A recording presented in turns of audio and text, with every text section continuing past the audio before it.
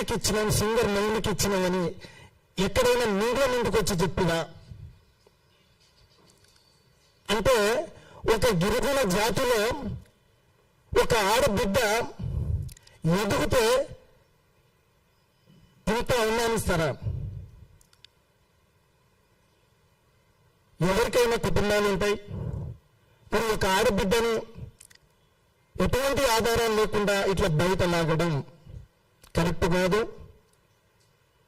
అదేవిధంగా కొంత మీడియా వరకు మరి కొంతమంది మీడియా మిత్రులు ఆ అమ్మాయిని ట్రోల్ చేసి మరి దారుణంగా పదే చూపిస్తూ ఆమె ఏదో స్కామ్ చేసిందని మరి చూపిస్తున్నారు. మరి ఇది నేనైతే కులవీక్ష అనేతోటే నేను భావిస్తాను. మరి కొంతమంది మీడియాలో మన సుమన్ టీవీ ఛానల్ రోషన్ గారు, అదేవిధంగా మన తొలి వెలుగు రఘు గారు, మరి వీరు వారి దగ్గర ఎంతవరకు కరెక్ట్గా ఆధారాలు ఉన్నాయని మనకు తెలియదు. మరి సుబ్బారావు గారు హైకోర్టు అడ్వకేట్, మరి ఒక న్యాయవాది. ఆ న్యాయవాది బాధితుల తరపున న్యాయబద్ధంగా చట్టపరమైన కోర్టులో కొట్లాడాలి. మరి ఆ సుబ్బారావు గారు స్టూడియోలో చుట్టూ తిరుగుతుంటే అప్పటికైనా మనం గమనించాలి. స్టూడియోలో మరి మూడు పైన ఎటువంటి ఆధారాలు లేకుండా మరి ఆరోపణలు చేస్తూ ఆ అమ్మాయిని అవమానించే విధంగా మరి ప్రవర్తిస్తూ మరి మీడియా మిత్రులు కూడా గమనించాలి. మరి ఆ సుబ్బారావు వారి వెనుకలు ఎవరైనా వచ్చి బాధితులు వచ్చి ఆ బాధితులు మేము ప్రత్యక్షంగా మూలికే ఇచ్చాం, లేకుంటే మళ్ళీ రాతపూర్వకంగా ఏదైనా రాసిచ్చిందా అనేది కూడా ఎవిడెన్స్ లేదు. ఎటువంటి ఎవిడెన్స్ లేకుండా మీడియా మిత్రులు కూడా ట్రోల్ చేసే విధంగా చూపిస్తున్నట్టు అది బాధ అనిపిస్తుంది. అసలైన దొంగ విడిచిపెట్టి మరి ఇంకొకడు ఆ మధుతో పాటు ఇంకోతను హేమకాంత్ రెడ్డి, వీళ్ళిద్దరు పార్ట్నర్. అసలైన దొంగ హేమకాంత్ రెడ్డి.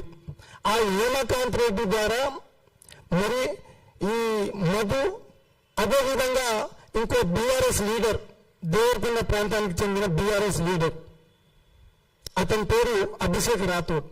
వీళ్ళు ముగ్గురు మన ఇక్కడ జహీరాబాద్ నారాయణఖేడ్ దగ్గర 40-50 ఎకరాలు వెంచర్ చేసుకొని అక్కడ కొంతమంది సభ్యులుగా ఏర్పరచుకొని మరి ఈ మంగ్లీ వాళ్ళ తమ్ముడు శివ వారి ద్వారా పరిచయం. అది ఏ విధంగా పరిచయం అంటే, మా నల్గొండ ప్రాంతానికి ఒకసారి ఈవెంట్కి వచ్చినప్పుడు ఆ మంగ్లీ కార్యక్రమాలు మొత్తం శివ గారు చూసుకునేటాను.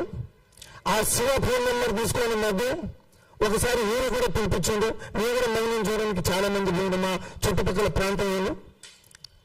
అక్కడ ఏర్పడ్డ పరిచయం, ఆ పరిచయం ఆసరగా చేసుకుని మధ్య ఈరోజు శివని పక్కన పెట్టేసి, మధుని పక్కన పెట్టేసి, హేమకాంత్ రెడ్డిని పక్కన పెట్టేసి, ఎటువంటి సంబంధం లేకుండా మంగ్లీని ఈ ఉచ్చులో లాగి బురద జల్లడం, ఈ విషయంపై సేవలాల్ బంజారా సంఘం తీవ్రంగా ఖండిస్తుంది. ఈరోజు వారి కుటుంబం, మరి ఆ కుటుంబ సభ్యులు మంగ్లీతో పాటు వాళ్ళ చెల్లెని కూడా బయటికి లాగారు. ఎవరికైనా కుటుంబాలు ఉంటే ఆ కుటుంబంలో ఆడబిడ్డలు ఉంటారు. మరి ఎటువంటి ఆధారాలు లేకుండా ఇట్లా రోడ్డు మీదకి లాగి వారి పరువుకు భంగం కలిగించే విధంగా ప్రవర్తిస్తే గిరిజన జాతి సహించదు. మంగ్లీ కుటుంబ సభ్యుల వెనుకల గిరిజన జాతి ఉంటుందని మీడియా మిత్రుల ద్వారా నేను తెలియజేస్తున్నా. ఈరోజు ఒక పచ్చి నిజం మీకు చెప్పాలి.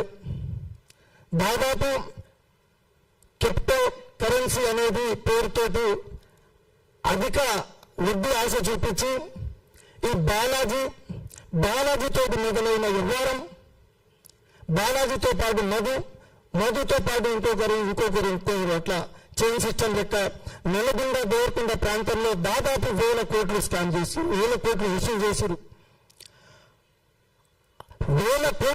చేశారు. బాధితులు దాదాపు 5,000 మంది బాధితులు ఉన్నారు. నల్లగొండ ప్రాంతానికి చెందిన వారు అందరూ 99% గిరిజన జాతి బిడ్డలే. రైతులు, ఆటో డ్రైవర్లు, 20 నుంచి 35 సంవత్సరాల లోపు యువకులు 15 రూపాయల నుంచి 20 రూపాయలు వడ్డీ ఆశ చూపించి నల్లగొండ ప్రాంతంలో 3-4 ఆత్మహత్య చేసుకున్నారు. మరి ఆ రోజు బాలాజీ నాయక్ గారు అక్కడున్న నల్గొండ ప్రాంతానికి ఉన్న మంత్రి కోమటిరెడ్డి వెంకటరెడ్డి పేరు చెప్పారు. అదేవిధంగా స్థానిక ఎమ్మెల్యే బాలునాయక్ గారి పేరు చెప్పారు, జానారెడ్డి గారి పేరు చెప్పారు. వీళ్ళందరూ నా వెంటనే ఉన్నారు. మరి ఆ రోజు ఎందుకు మీడియా చూపించలేదు? మరి ఆ రోజు 5,000 మంది బాధితులు మరి బాధపడ్డప్పుడు, 3-4 చనిపోయినప్పుడు మరి రాజకీయ నాయకులు ఎందుకు స్పందించలేదు? ఆ ప్రాంతానికి చెందిన బాలి నాయకులు ఎందుకు స్పందించలేదు? ఆ ప్రాంతానికి చెందిన ఒక మంత్రి ఎందుకు స్పందించలేదు? కాంగ్రెస్ పార్టీ సీనియర్ నాయకుడు ఎందుకు స్పందించలేదు? అంతమంది మోసపోయారు, అంతమంది సరిపోయారు. ఆ రోజు టీవీలో వచ్చినాయి, పేపర్లో వచ్చినాయి. మరి ఈ రోజు ఎటువంటి ఆధారం లేకుండా మౌలి గారిని ఈ ఉచ్చులో లాగి బురద జల్లడం కరెక్ట్ కాదు. నేను ఒకటే హెచ్చరిస్తా ఉన్నా, ఈ హేమకాంత్ రెడ్డి మరి సుబ్బారావు, అదేవిధంగా మన తొలి వెలుగు ఛానల్ రఘు గారు, సుమన్ టీవీ రిపోర్టర్, నేను ఒకరే హెచ్చరిస్తా ఉన్నా, ఆ కుటుంబ సభ్యుల్లో ఎవరికి ఏమైనా జరిగినా మీరే బాధ్యత వహించాలి. ఎందుకంటే ఎటువంటి ఆధారాలు లేకుండా మీరు ఇట్లా చూపించడం అది మీ పొరపాటు, అది తప్పది. తర్వాత మళ్ళా మిగతా మీడియా వాళ్ళు చూపిస్తారు, వాస్తవాలు తెలుసుకొని చూపిస్తారు, వాస్తవాలు మాట్లాడుతున్నారు. మరి మీరెందుకు ఆ అమ్మాయిని టార్గెట్ చేసుకున్నారు? మీరెందుకు ఆ అమ్మాయిని ట్రోల్ చేస్తున్నారు? ఒక గిరిజన బిడ్డ అనా? ఇప్పుడు ఈ విషయంపై కూడా మా గిరిజన జాతి ఖండిస్తుంది. ఇప్పుడు సేవలాల్ బంజారా సంఘం ముఖ్య సలహాదారులు వెంకటన్న గారు మాట్లాడాల్సింది కోరుతాం. మిత్రులకు నమస్కారం. మిత్రులారా, ఈ బాలాజీ నాయకు తర్వాత రామావతు మధు నాయకు వాళ్ళు ఎవరు కాదు, మా ఊరిలో వాళ్ళు. మాది నల్లగొండ జిల్లా పెద్ద అడిసెర్లపల్లి మండలం, మల్లాపురం, ఒత్తిపట్ల పలుగుతండాకు చెందిన వీళ్ళు బాలాజీ నాయకు స్టార్టింగ్లో ఐస్ క్రీమ్ పార్లర్ పెట్టిండు నల్గొండ దగ్గర. వాళ్ళ ఫాదర్ వచ్చేసి ఆటో డ్రైవర్ ఉండే, ప్యాగ్ ఆటో డ్రైవర్ నడిపేది ఒత్తిపట్ల నుంచి మల్లిపల్లి వరకు. ఆ ఐస్ క్రీమ్ పార్లర్ నుంచి జనాల దగ్గర వడ్డీకి డబ్బులు తీసుకొని ఈ విధంగా ఆయన మోసం చేసిండు. 6 నెలల క్రితం ఇది హంగామా జరిగింది నల్గొండ జిల్లాలో. నల్గొండ పోలీసులు బాలాజీ నాయక్ని అరెస్ట్ చేసిండ్రు, ఈ రామావత్ మధు నాయక్ని కూడా అరెస్ట్ చేసిండ్రు. అది ఇప్పుడు ప్రస్తుతం సిబిసిఐడికి అప్పచెప్పారు ఆ కేసుని.